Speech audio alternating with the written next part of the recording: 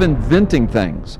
People will often say, well, you know, the Bible says, or it's in the Bible, or whatever. And sometimes, how many times have you and I had to say, no, the Bible doesn't say that?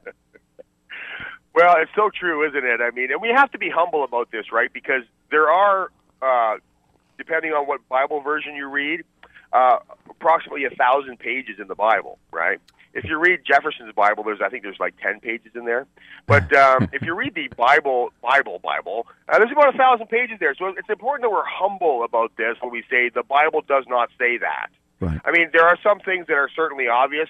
Like I remember many years ago, I was sitting in a diner, and it was really early. It was like 5, 6 in the morning, and they had just opened, and I was sitting there eating my breakfast at the counter, and the waitress looked out the window, and she saw the sun was coming up, and she said, "It's going to be nasty weather today." I said, "What do you mean?" She says, "Well, it's a red sky as it's coming up. The sky's beet red." And I said, "Really?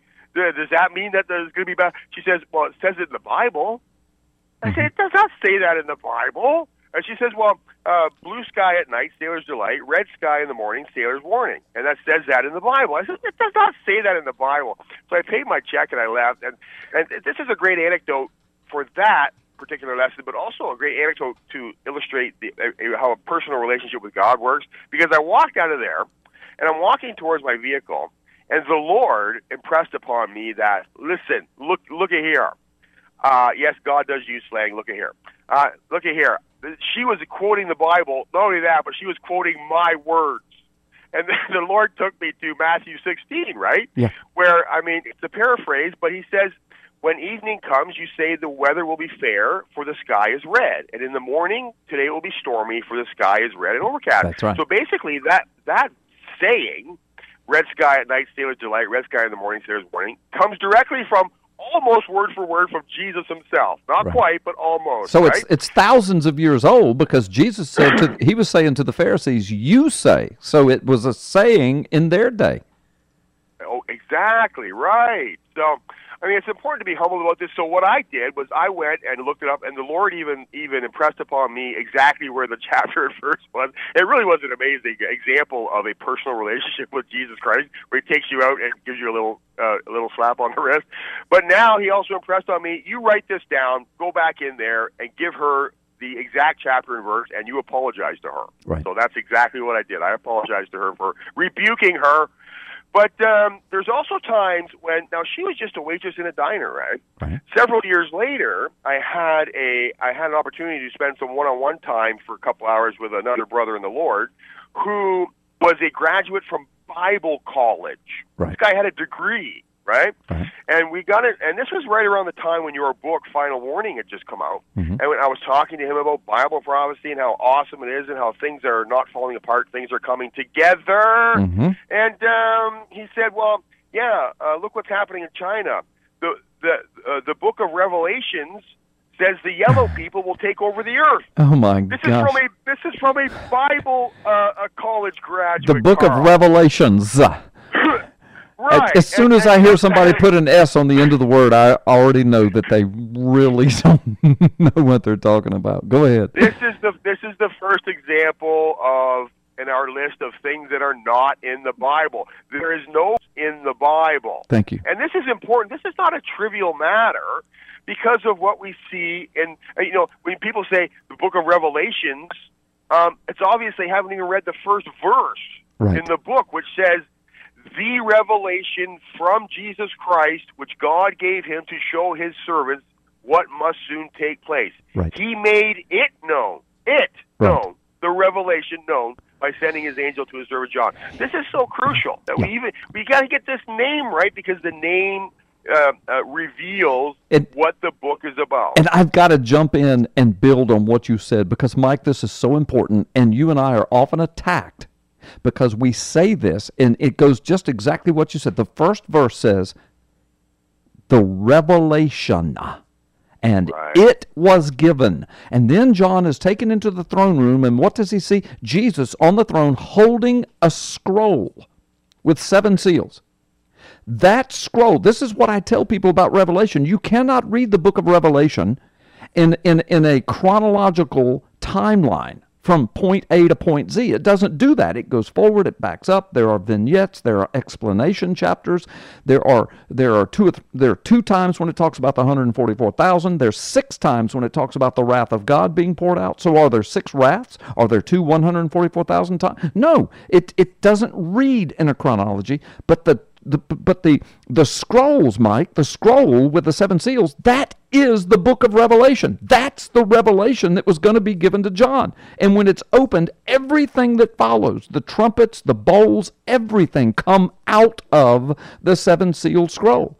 And people miss that. And they try to make a chronology out of the 7 seals, then the 7 trumpets, then the 7 bowls, and they miss the whole point of Revelation. They miss the whole message. Final Warning by Carl Gallups. I mean, if you want to get a really good understanding of all this stuff, we do not have time here, Carl. No, I know. Let me hush. I'm sorry. You go ahead. No, don't be sorry, because this I wanted to open with this one because it is the most important on the list. So I'm glad you went into all that. I just want people to get Final Warning with Carl Gallups because, oh my goodness, you've got to have this book if you want a clear understanding of the book of Revelation and Bible prophecy in general. And it's a great read, and it will really boost your faith. And now it sounds like you owe me a check, Carl. I do. I'll send you a royalty check soon. Don't worry about it, brother. It's coming. It's in the mail. Just stay up every night, go to your mailbox, and look for it. All right, we're going to go rapid fire here over these. I've got over 20. I was going to do a top 10 list of things that are not in the Bible. Now I've got like 21.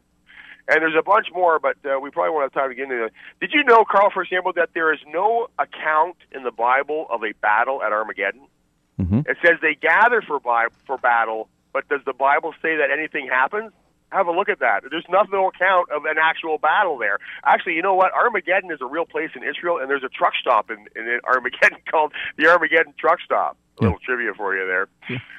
That people mocked Noah for building the ark, there's no account of that people mocked him for building the ark. Uh-huh. And also, by the way, there are 7 pairs of many animals were taken onto the ark, not just 2 by 2. That's correct. The word or even concept of a halo in the Bible, there is no word or concept of a halo in the Bible. You know, the Catholics, like in their paintings, they paint halos over Jesus and Mary and all these people. Yeah. There are no halos in the Bible. Any mention of the New Testament church celebrating Ash Wednesday or any biblical suggestion to do so in the future is not in the Bible. You're right. There is no apple in the Garden of Eden. That's right. Just fruit. That's right. Any suggestion that clergy should perform marriages or that a wedding is anything but a family community reception or feast is not in the Bible. The Old Testament priests never perform weddings that we can see anywhere in the Bible, which is very interesting. That is I'm not against that, but it's not in the Bible. Yeah. The fact that we live in heaven forever, Carl, is not in the Bible. Mm-hmm. No matter what your end time view is, at the end of the day, we all end up on a renewed earth. Exactly. That's what the book of Revelations says. The end of the book. That's what it says. That's right. Yep. Heaven is at best a way station in the Bible for our ultimate destiny, right? That's where everything gets weighed out, right? Mm-hmm. Any overwhelming proof that Jesus was poor is not in the Bible. Most evidence suggests the opposite. You know, Judas was the money keeper, and he used to dip into the bag there. I mean, he had a big sack of cash going around with him, feeding the poor, helping people out, right? Mm-hmm. Any mention of Mary remaining a virgin after Jesus' birth, is not in the Bible. Mary did not remain a virgin after giving birth to Jesus. Any direct mention or description of an abortion is not in the Bible. You will not find any abortions anywhere in the Bible. Any record of a confirmation class or confirmation ceremony is not in the Bible. And the same thing for First Communion. None of that's in the Bible. Any specific mention of transgenderism is not in the Bible, although men and women are forbidden from wearing each other's clothes. Yes. Sorry, boy George. Sorry to report on that one. Yeah. Any sense that Jesus wanted government, Caesar, to take care of the poor, that's not in the Bible. That's our job to do that. Mm-hmm. Any record of anything Jesus said in his native language, which is Aramaic, except for Abba, Talitha Kumi, Raka, Mammon, Jot and Tittle, and Eli, Eli, Lama Sabachthani, these things that he said directly, the rest of his teachings and sayings were written down by Greek speakers. Yeah. God helps those who help themselves, Carl, is not in the Bible. That came from Benjamin Franklin, not God. cleanliness is next to godliness is also not in the Bible. That came from Francis Bacon, not the Bible. Any blanket prohibition on drinking alcohol is not in the Bible. You know, as soon as you said the word bacon, my mouth watered. Anyway, go ahead. I'm a bacon freak. And beer, right? Yeah, if they can ever figure out how to make bacon-flavored ice cream, I'll be in heaven. Anyway, go ahead. Go ahead. Anything that says church music should be reflective, subdued, or played on an organ is not in the Bible. See the loud clashing cymbals in the Psalms with trumpets and shouts. And also see Hickory Hammock Baptist Church, by the way. I've been there. I've worshiped with you guys. You don't even need a seat.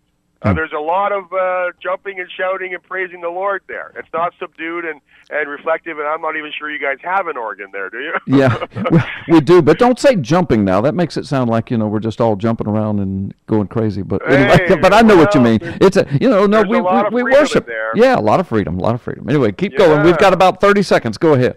Anywhere that says women can't wear pants is not in the Bible. Pants aren't mentioned anywhere in the Bible, or use of makeup for that matter. God changing Saul's name to Paul. That never happened. Did you know? Paul, go ahead.